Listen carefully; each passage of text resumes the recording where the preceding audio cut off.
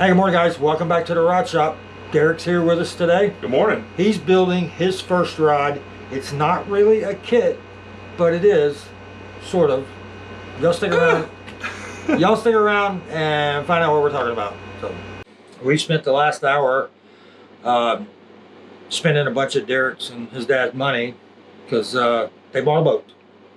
And yeah, we just were going over mine with electronics and jack plates and power pole or Talon brackets and Talons and Ethernet switches and all the money. They're going to spend a lot of money over there. Yeah. And we'll try to get them to hold off. But one of the things that they're going to spend a lot of money on is rods and reels. Yep.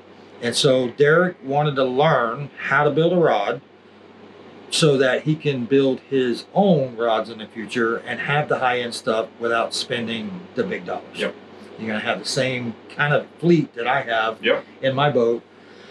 And you're going to be building, if you're doing it yourself and your labor is free, you're going to be building those $400 rods for about $150. Right. So, well, and if we break a rod, I have the ability to repair it and, maybe switch it to a different purpose. Yeah, absolutely. I've taken a lot of rods that had lost the tips off of. Yeah. And it was a medium, and all of a sudden it's a medium heavier heavy, and it's 6 inches shorter. And I donate a lot of those to the high school teams. Yeah. Oh, yeah. Yeah, because those guys aren't 6'2" yet. They're 5 foot. They don't need a 7-foot rod. So anyway, Derek's in here today to learn the very basics of rod building. Let's do it. So I'm gonna start this off like Derek is a rod customer that you guys would be dealing with, because there's certain questions that you need to get answered from your clients to determine which way to go with the build. Mm-hmm. Now, I'm going to steer your build because I know what you need and you don't yet really know exactly what you need. Right. But I'm going to ask you the questions anyway. Right. You may be able to answer them, you may not be. Well, and we've been fishing, so I kind of know the application that I want because I've been using your rods and working with you. So I have kind of an idea, but yeah, let's do it, man. Okay, so the first question I'm asking a client is, what type of rod would you prefer, spinning or casting? Mm-hmm. You're going to casting, obviously. So I'm just gonna, okay, we're gonna do a casting rod, and then I'm gonna ask.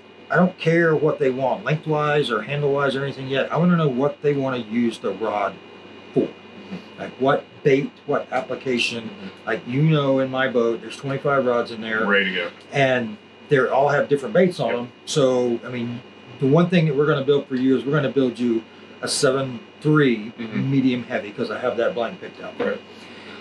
What I would be asking is, are you going to use it for chatterbait? Are you going to use it for worm rod? Are you going to use it for spinnerbait? Are you going to flip with it or whatever?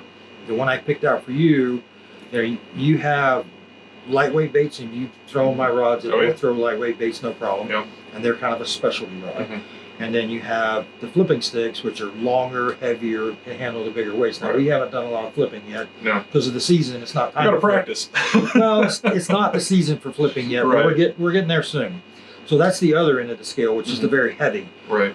The medium heavy is, you can throw the really light stuff, but it's not that effective with it. And you can use it for the really heavy stuff. Again, not that effective for it.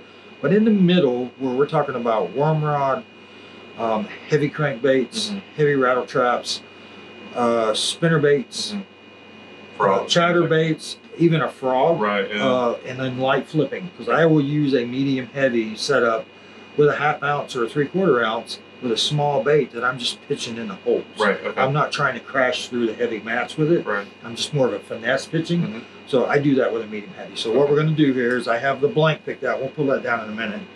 We're going to do a 7'3", which is a good length for the overall. Like a flipping stick is going to be 7'6" to 7'9", depending. So is this going to kind of be a all-around rod? This is the Swiss Army knife of fishing rods. Is your medium heavy fast? Okay. Because you can cover almost the whole spectrum. Like I said, it really shines in the middle, but it's a large chunk of the middle, and it will do the outside edges of light to heavy. It'll do them, it just won't do them that well. There's a better rod. But in the meantime, when you guys are building your fleet of rods, you don't need to have 10 rods. Right. You need 4. Start with, really. You can do it with 2. If you could only afford 2 rods, I would say a medium heavy and then a medium. Okay. If you can afford 3 rods, I'm talking about a medium heavy, and a heavy. And then if you got to 4 rods, I would do 2 medium heavies, a heavy, and a medium. And what that does, the medium lets you throw the lighter little crankbaits, the lighter worms kind of stuff, and then you have 2 medium heavies rigged, probably one with a worm and one with some kind of search bait. The medium also would throw like flukes, a lightweight trick worm. So if you're really trying to do some finesse, you're going to do it with a medium. And then the heavy, you can throw a frog, you can do flipping, you can do pitching, you can do all of the bigger, heavier baits. So if you were going to do 2, if you're going to have 1 rod, you do a medium heavy. If you're going to do 2, medium heavy, medium. And then 3, you got medium heavy, heavy. And then if you go to 4 rods, you're going to be medium heavy, 2 of those. Because in the boat, we have we have 2 or 3 of the really lightweight rods. And then we have 2 of the heavies for punching, and they're long, big boy rods. And then the other 15 are in the medium heavy range. Some of them are closer to the heavy side, some of them are closer to the light side. No, go ahead. So the medium heavy and the heavy, that's what we're using like the vibe worms and things on? The medium heavy, you're throwing the vibe on the medium heavy. You know, when you're throwing the little crankbaits, the little the shad wraps, you're throwing that on a medium light, which is it's the lighter end. So that's, because I've got medium light, medium, medium heavy on the light side, medium heavy on the heavy side, and heavy, and then I've got an extra heavy in there too. Because I know whenever we get into the mats and the pads and stuff, you showed me flipping onto there and like bring it off to like fall off. Right. And it's a heavier style. 1, to be able to pull through that, but 2, when they hit it, they hit it. Yeah, and that's the thing. You're fishing with a medium heavy, and that was what I would call my lightweight pitching setup. So you can either fish that straight to the bottom as a worm and just kind of drag it back to you, or you can pitch it in the holes and, like I said, just let it fall off and drop on the edge. Most of the time when fish hit, they're going to hit and run for open water. And you've seen that already. And the reason they do that is to get away from their competition. So there'll be 3 or 4 fish sitting in the edge of that grass line right there, and you drop it down. One of them grabs it, and he's getting away from his 2 buddies because his 2 buddies are going to try to steal it. Which is how you wind up catching. They're bullies. Well, you've seen me put 2 fish in a boat on one, and that's exactly one. I got one hooked up on it, and the other one tried to take it away from him. He got the back set of hooks, and I put 2 fish in a boat. That's just their behavior, their predatory thug behavior, whatever it is. So we're going to be targeting, for you, we're going to start with a medium heavy. That way you can do a lot of that stuff we talked about. From throwing a small crankbait to, kind of pitching with a 1/2 ounce or a little heavier. So you just have to do a lot of retying. That's why I have 25, because I can't see that well. Retying takes too long. And I want to be able to switch back and forth quickly when I'm analyzing what the heck is going on, what are they biting, what are they going to do today, because they do something different every day, and sometimes they change their mind 3 or 4 times during the day. So I'm always, when things slow down, I'm always switching back and forth. Well, it's like when we go out fishing, sometimes you'll start with a worm and I'll start with a shad wrap, or vice versa. And if I'm getting a hit on that shad wrap, you don't want to be sitting there waiting while I'm catching more. You can just put that one down, grab another one, and away we go. Well, I also have like the topwater, the lightweight topwater rod. So if they start schooling and busting up, I've got. Is that the one you walk on? That one, and then the little popper.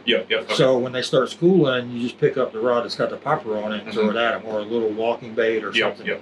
Or you can take a fluke, weightless fluke, anything. So you'll have that on deck, so you can just sling it out there and take advantage of them being super aggressive.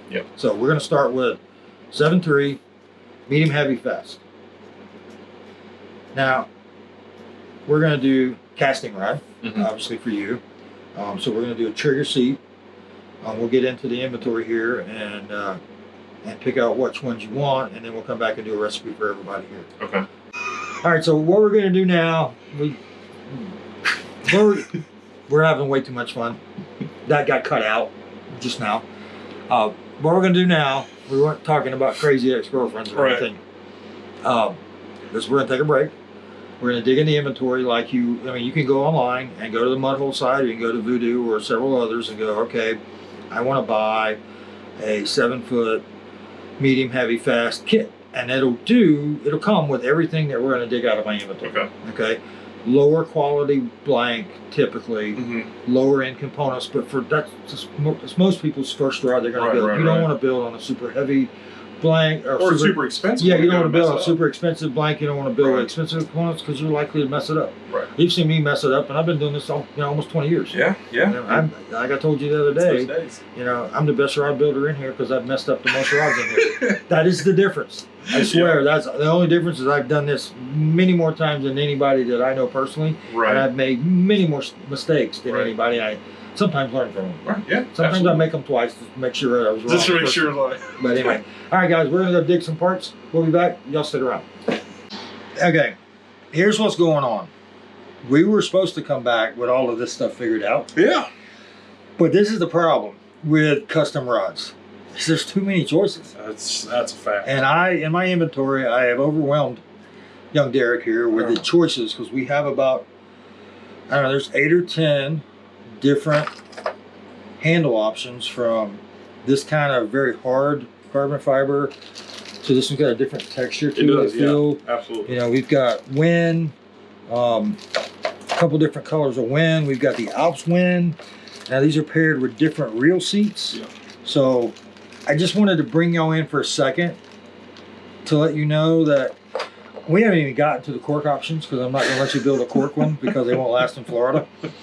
But this is where this is the fun part, and also the part that makes you crazy. Yeah. This is the whole point of the kits. Yeah. You know, Voodoo has kits that Casey and I set up last year. Mudhole has kits. Several other people have kits. I mean, this was a Voodoo kit that I built that we are currently raffling off for the Adopt a Family program at Ultimate Bass. Cool. Where we raise money for a family at Christmas. Okay. Awesome. To help pay for medical bills or whatever's going on. Is, you know, any family that's in trouble, not through a fault of their own, they just had a bad set of circumstances. Like last year, we were able to give $10,000 to a family raised from Christy Old Fisherman. Wow. Buying raffle tickets. That's awesome. For stuff like this. But this is a kit. So everything came in here. There was no decisions to make. When you go to the websites that have kits, they'll be, how long do you want it? What power do you want it? Do you want, you know, an EVA or a cord grip? There's not a lot of options, which is intentional. Right. Especially for the new people, because then you would be so overwhelmed. Right from the beginning, it's like, I don't want to do this anymore. Yeah. Well, see, you had this box, and I was like, oh, okay. And then he goes, and I got this box. And I was like, all right. I got all these other boxes. boxes. But we're not going. So anyway, we're going to keep working on this, but I wanted you to see this is that, one, I keep a lot of inventory, and two, when you can get overwhelmed very quickly. So we're going to narrow some of these choices down by feel, and then I'll pick the correct reel seat for it. I mean, I've got 3 or 4 different styles in here. I've got Fuji ACS reel seats. I've got American Tackle P2 seats, and then I've got a couple other higher end seats too. But anyway, we'll be back in a minute or an hour, however long it takes to figure out the parts for this build. So y'all stick around. All right, guys. Hour and a half later. Sorry.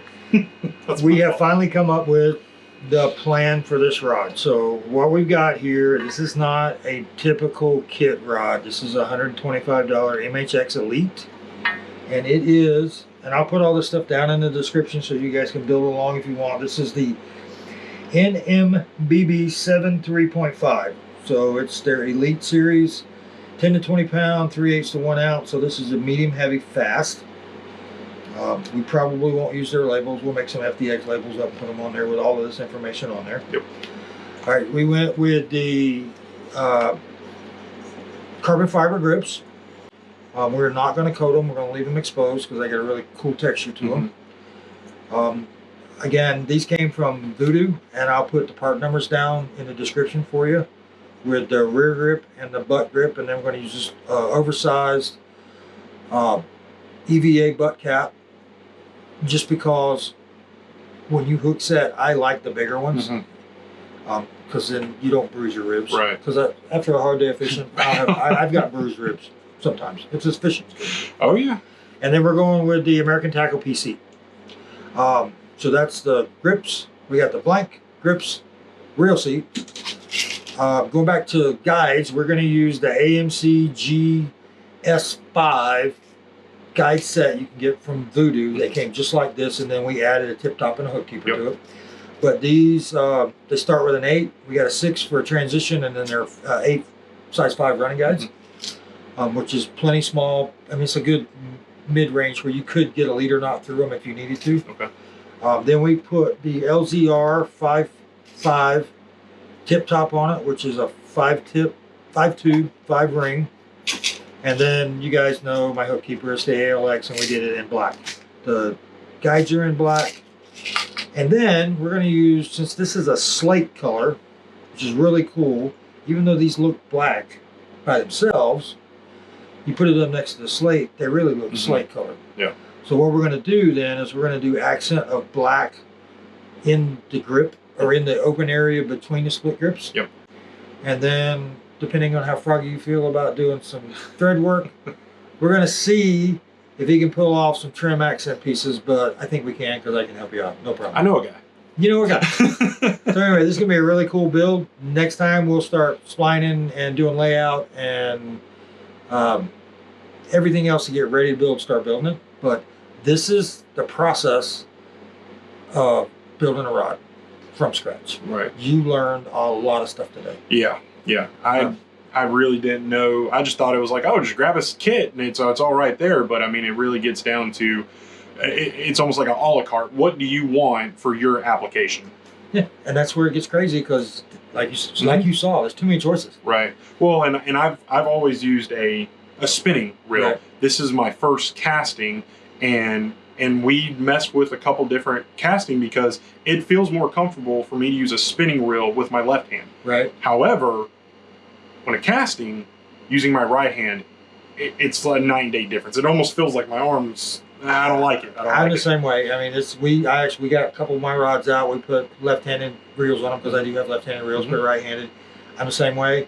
I can left-handed with a spinning rod all day long, but you put a caster on there with a smaller circle, I don't know what happens. I just can't. Yeah, I don't. I can't do anything. But anyway, so we're going right-hand spiral, and that's the rod. So thanks for watching, guys. Next time we'll start building it. We'll see you next time. You'll have a great day.